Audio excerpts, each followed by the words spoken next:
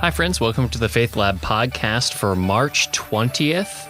This is the next installment in our Lenten Devotional series as we make our way towards the cross. My name is Chris Bishop, and I am glad to be with you today as we have a reflection offered up by Erin Garrett from Faith Point United Methodist Church.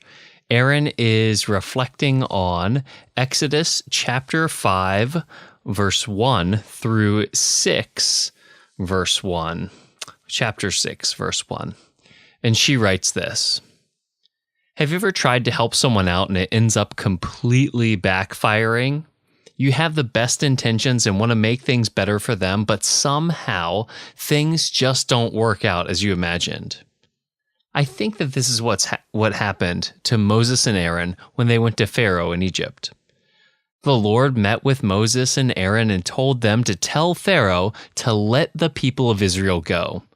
But they knew that their message from God was the truth and that he was going to save the Israelites.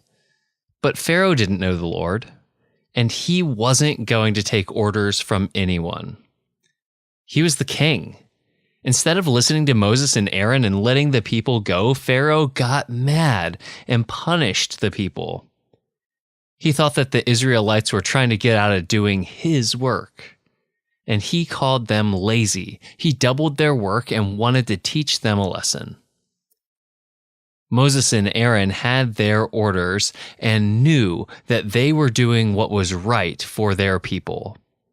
Instead of convincing Pharaoh to let them go, however, they made it worse for the Israelites. Maybe the king felt threatened by what Moses and Aaron were telling him about the Lord, that there was something influencing the people who had more power than him. So Pharaoh took it out on the people of Israel. Things didn't go as planned for the people, but Moses knew that they were following God's call to deliver the people, and he didn't give up. He went back to God, and he asked why God brought all of this trouble on his own people and had done nothing to rescue them. The Lord later appeared to Pharaoh, forcing him to let the people go. Because Moses' faith in God's promise of deliverance and his relationship with God, he was able to keep the lines of communication open with God. He knew that he was sent to help the Israelites and that he was to get them out. But things didn't work out the way that he thought they would.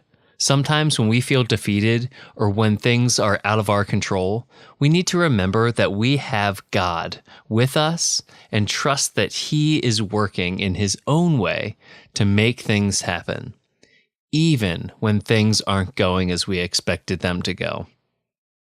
I know that I connect with that and Aaron's thoughts so many times. The best intentions seem to go awry, and we just wish we could have a do-over sometimes.